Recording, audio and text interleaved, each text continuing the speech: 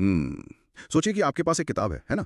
आप उसका एक पन्ना पलटते हैं और उसमें लिखा है तुम्हारा रास्ता तुम्हारे लिए, मेरा रास्ता मेरे लिए। एक बहुत ही शांतिपूर्ण बात। बिल्कुल, एकदम सहिष्णु विचार। लेकिन फिर आप कुछ और पन्ने पलटते हैं और अचानक से उसी किताब का टोन पूरी तरह बदल जाता है। वो कहती है कि सिर्फ एक ही रास्ता सही है, बाकी सब गलत। और सतह से देखने पर तो ये किसी को भी बहुत बड़ा विरोधाभास लग सकता है। सही बात है।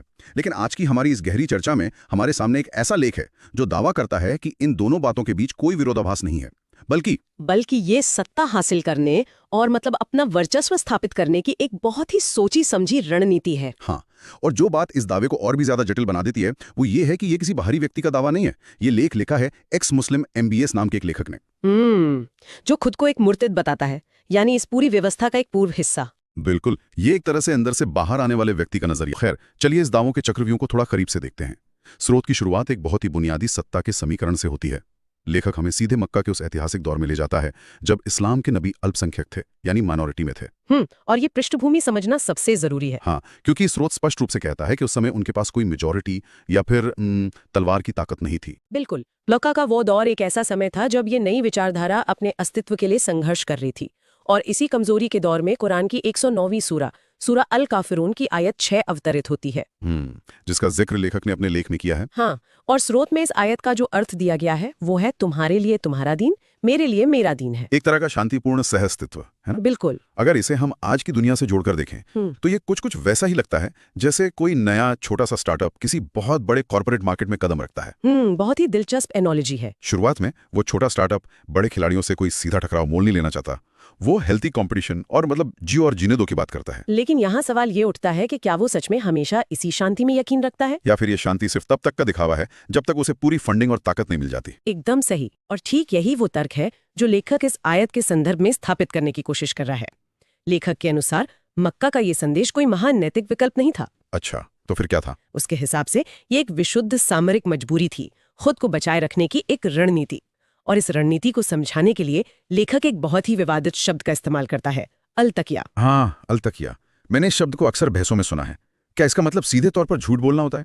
तकनीकी और ऐतिहासिक दृष्टि से देखें तो इस्लामी साहित्य में तकिया का मूल अर्थ उत्पीड़न या जान के खतरे की स्थिति में अपनी पहचान छिपाना था। मतलब सिर्फ आत्मरक्षा के लिए? हाँ, ऐतिहासिक रूप से अल्पसंख्यक समूहों द्वारा जान बचाने के लिए। लेकिन इस स्रोत में लेखक इस शब्द को एक पूरी तरह से आक्रामक रणनीतिक हथियार बता रहा है। मतलब वो इसे आत्मरक्षा से हटाकर सीधे धोखे की श्रेणी में डाल रहा है। बिल्कुल। लेखक का दावा है कि अल-तकिया का अर्थ गैर मुसलमानों को जानबूझकर गुमराह करना है। वो कहता है कि जब मोमिन माइनॉरिटी में होते हैं ना, तो वो सहिष्णुता का मुखौटा पहन लेते हैं। ऐसा? ताकि सामने वाले को लगे कि उनसे कोई खतरा नहीं है। हाँ, ताकि वे बिना किसी बड़ी बाधा के अपनी ताकत बढ़ा सकें। एक तरह से ये स्लीपर सेल वाले कॉन्सेप्ट की तरह हो गया, जहां एक विशेष एजेंडा शांति के आवरण के नीचे तब तक छिपकर पनपता रहता है जब तक उसे बाहर आने के लिए सही ताकत ना मिल जाए। यही लेखक का मुख्य बिंदु है। वो बताना चाहता है कि जो चीज बाहर से सहिष्णुता दिखती है वो वास्तव में एक गहरी डोमिनेशन की रणनीति है। लेकिन देखिए, ये जियो और जीने दो की रणनीति तभी तक काम करती है जब आप कमजोर हैं।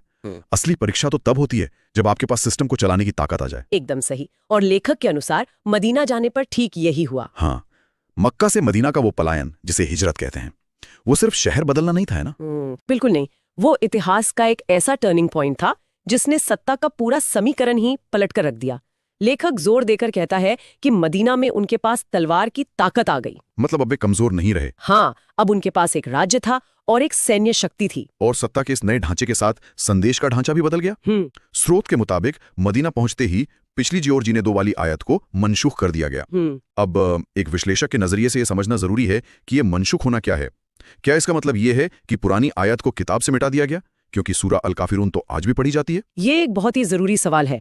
मनसूख का मतलब किताब से मिटाना नहीं है। इस्लामी जुरिस्प्रूडेंस में नस्ख या एब्रोगेशन एक जटिल सिद्धांत है।